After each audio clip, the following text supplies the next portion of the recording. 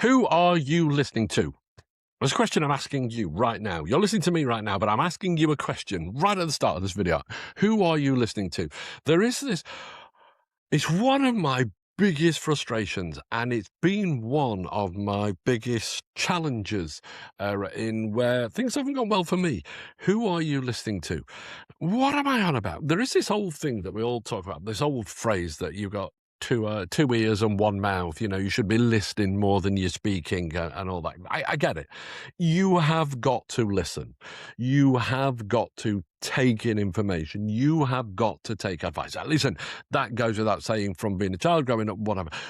But what we never talk about is who we're listening to, because there's all that advice out there. Now, let's get straight to the point. If you are looking to really, really crack on with life, if you sit and look at your life right now and it's not exactly where you want to be, if you want to earn more, if you want to be happier, if you want to achieve more, if you want to do more, something totally different to what you're doing now, if you want to get hold of your life right now and change it and re-energize yourself and go somewhere else, right, the best bit of advice, even if you only listen to this little bit, stop listening to the people who you're listening to right now, because they're giving you shit advice. They are giving you bad advice.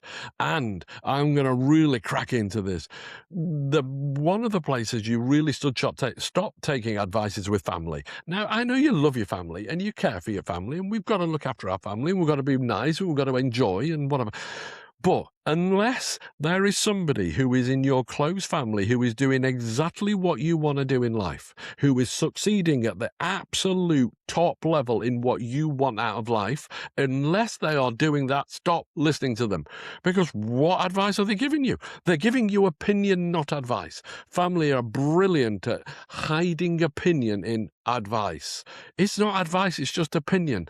And often opinion is delivered in a really in a positive, viewed a positive way. But I'm now going to break some bits of information for you. I'm now going to break a myth that you might have grown up with. Right, some of your family and friends aren't actually wanting the best for you. Oh, I can't believe I've just said that, but I've just said it. Some people around you, some people who are closest to you, don't want the best for you. Why on earth would I possibly say that? Because if you go on and break out of your little group, if you broke out of the cycle you're in, if you break out of the unit you're in, you go and be special, you go and be happy, you go and achieve, you go and make more money, you go and get that amazing job, you go and live in a different part of the world, you are holding a mirror to them because they never did. Now, I am not having a go at your family here. I'm not being critical of your family here, and I'm not being horrible about your family here. My job, what I do is I coach people, I talk to people, I mentor people, I motivate people. So sometimes some of the information I've got to give ain't that positive to hear to begin with. Oh, we're talking about listening. Well, I'm talking about listening to people. You're listening to me, right? The advice I'm giving you isn't because I'm going to tell you to go and be the best at this, A, B, or C. Isn't that you're going to go and do that, or that. I'm telling you to choose what you want. I'm telling you to decide without any doubt, with absolute clarity, what you want out of life.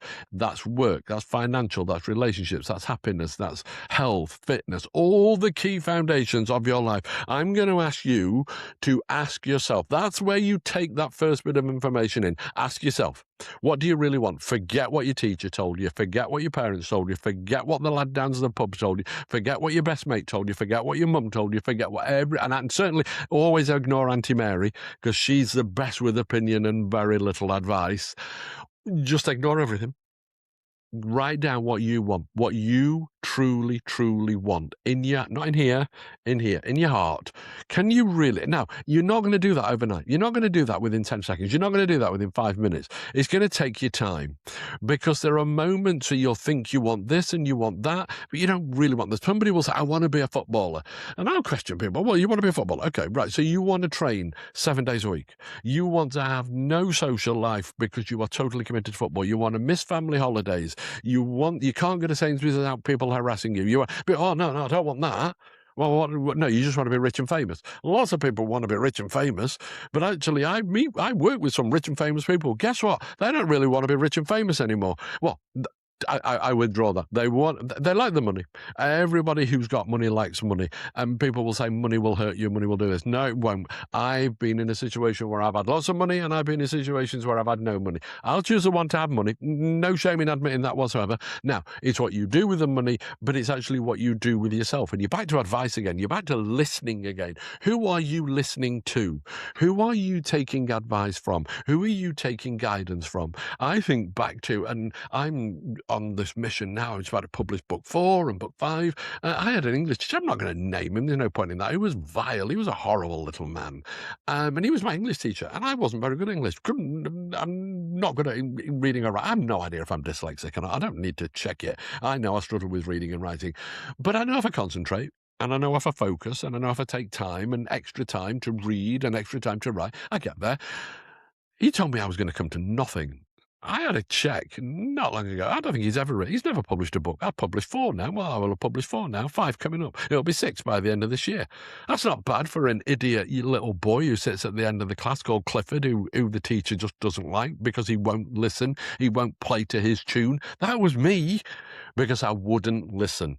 Because I didn't need to listen, because he was not telling me anything. It wasn't. I was never going to pass. Well, I did eventually pass my English O level as it was, but that's because I put that work in. Not everything he was teaching me. When my businesses got into really tough situations, I listened to certain people who were.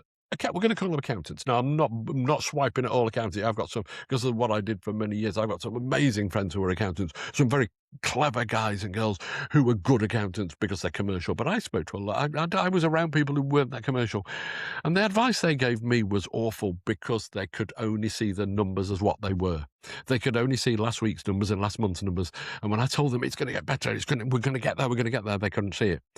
So they gave me advice, and then I stopped seeing the vision. I stopped seeing the sight. I stopped seeing the future. I stopped seeing the dream of what we could do with that business. And the business went bust. I'm very open about it. We've recreated another one and sold that one. And now I'm doing something else. If I went to an accountant now and showed them my figures of what we're trying to do with book sales, with speaking gigs, with internet and social media, probably not so much now because the numbers are turning, but 12 months ago they'd have gone, "You're a madman, Cliff." Why? Because I won't listen.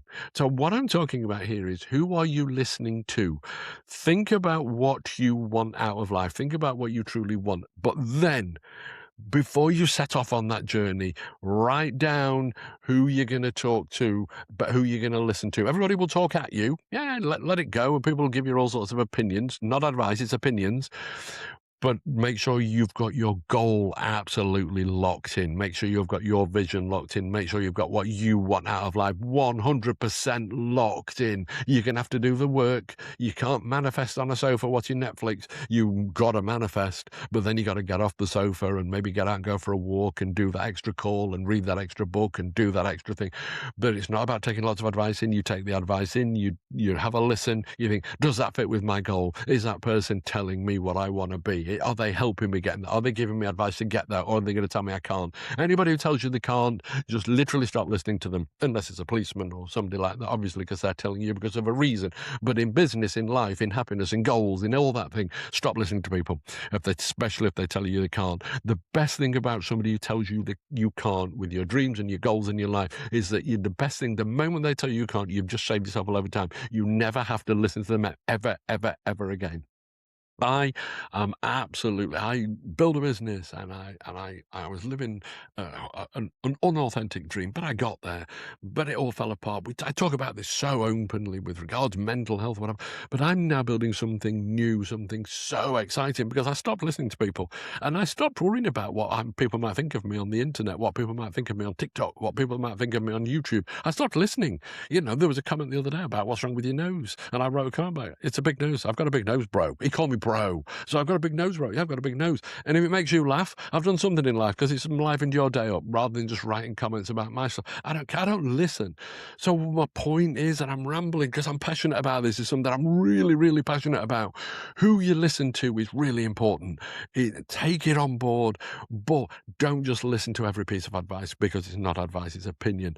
Have your own advice, have your own opinion about what you want to do. Really grab it, really go for it, really build the dream, and listen to people like me and other people. There's some amazing people out there, right from your Rich Roll. Yeah, listen to David Goggins. Go and Google David Goggins. If you want to be inspired and not take any shit, listen to 10 minutes of Goggins. Trust, he is outstanding. You might not like how he is. You might not like what he does. You can't argue with what he says. You got Dr. Joe Dispenza and all people like that. Simon Sinek. There are people out there who you should be listening to. Why? Why should you listen to those people?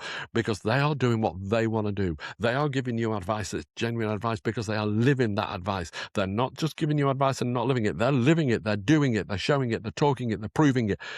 That's what I'm trying to do, and I'm building, a fabulous portfolio of clients I work with now, and looks like, well, no, I'm definitely going to be able to travel across the world and do some speaking. That was my ultimate dream. That was a dream all along. I was going to talk about business, but business didn't really inspire me. Money doesn't inspire me. Giving people belief, giving people a passion, giving people hope, getting people the other side. I went through alcoholism, not so I could do this, but I did. Coming out the other side, what inspired me to get sober? Help others. I love talking to people about sobriety now. I don't talk about recovery. I talk about recovered. That's the book after this one, Recovered. I'm recovered from alcohol. Don't ever tell me I'm recovering from something. I don't listen to that advice. I don't need to go to AA for somebody to give me some advice. I don't drink. I've not drunk for 6 years. Therefore, I am recovered. I will help other people get to that point, not go through the constant daily heartache of recovering. Let's get recovered. Let's live life. Let's have fun. Listen, that's me rambling a little bit on this one because I'm so passionate about who you listen to. Listen to the right people. Take advice, real advice, not opinion. Have a great day. Thanks.